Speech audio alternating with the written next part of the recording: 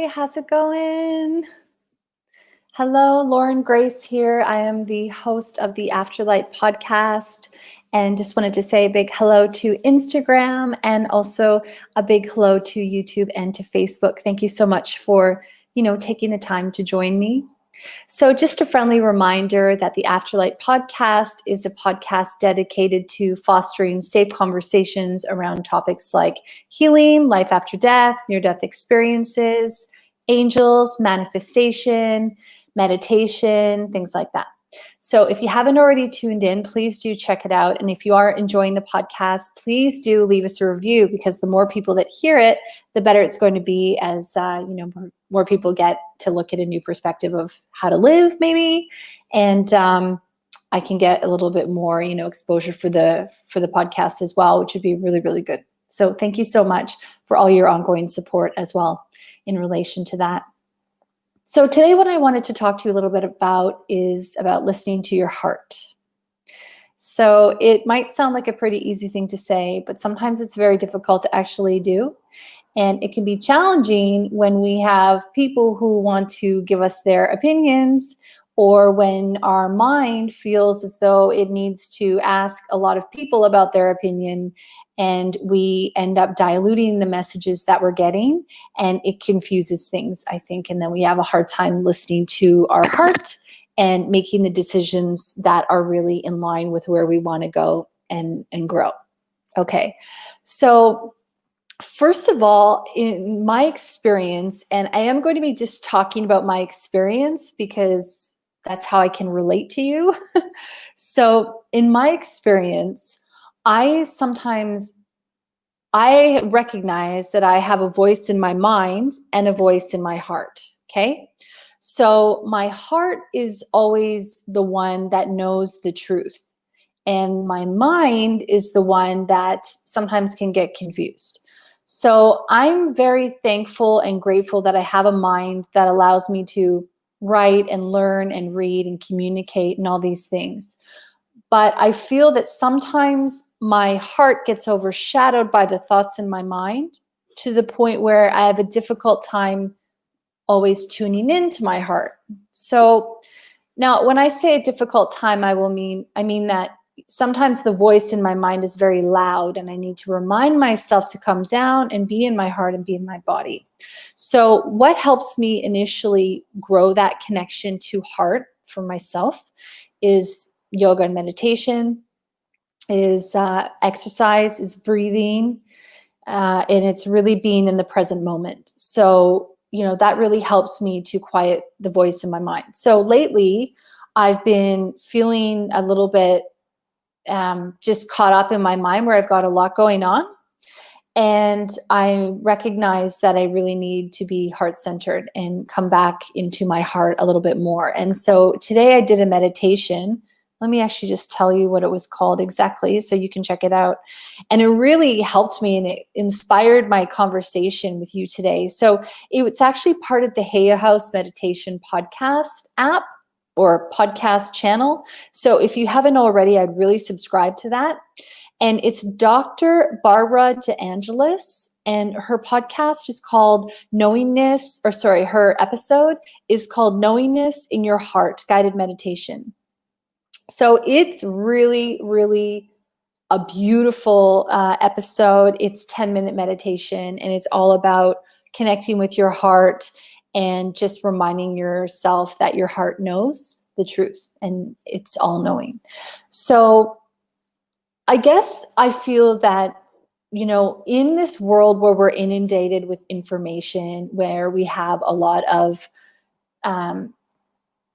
information, I guess, to use the same word twice, but when we have a lot going on, when, people expect us to be on call all the time, where we have so many different social media channels and, people texting us and emailing us and wanting responses right away and et cetera, we really do not allow ourselves a lot of opportunity for space.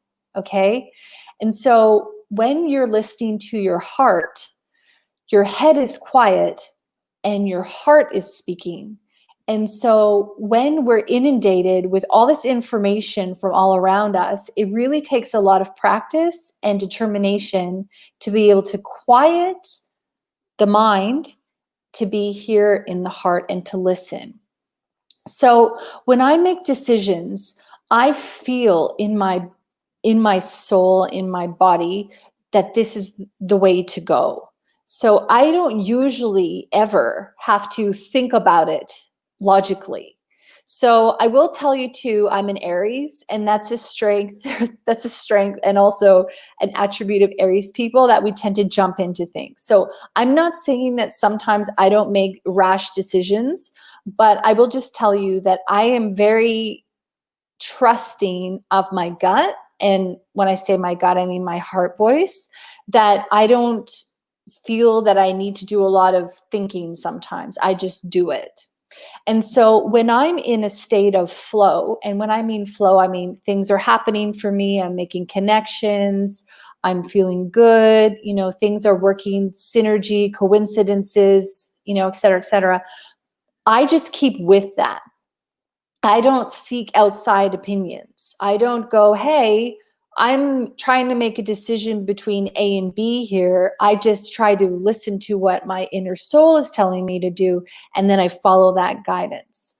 So, if you've been listening to the podcast, you might be open to this concept. So I could say that that's also where I get my messaging from my spirit guides or from my angels to help me make the decision that's going to set me on the right path. So when you're making a decision and it makes you feel lighter, for me, that's always the indicator of where I need to go. So if you're finding that you have to make a decision on something, for example, and you're asking a lot of people's opinions, and you're all of a sudden getting confused about what you should do, I do not like that word, but I used it anyway. But what you could do, I guess, or where you could go, and you're not sure, come into yourself, take a few deep breaths, and then ask yourself, which decision makes me feeling lighter, or which one makes me feel heavier? Like maybe with anxiety, for example. Anxiety is always a good indicator that that's not the right direction for you to go into. So once you get clear on how you're feeling, that can really help you start to figure out the decisions to make.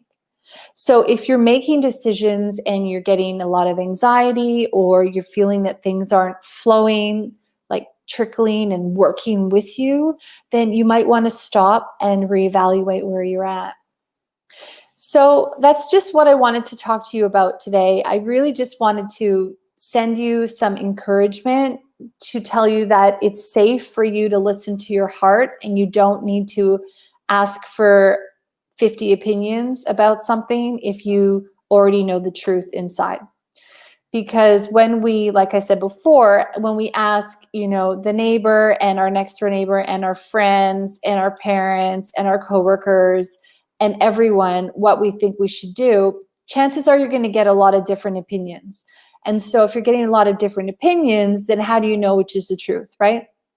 So, obviously you want to bounce things off people. Sometimes I've gone, hey, like I'm trying to work this out. Do you have an opinion on this? But I'm definitely not asking 1,000 people, right?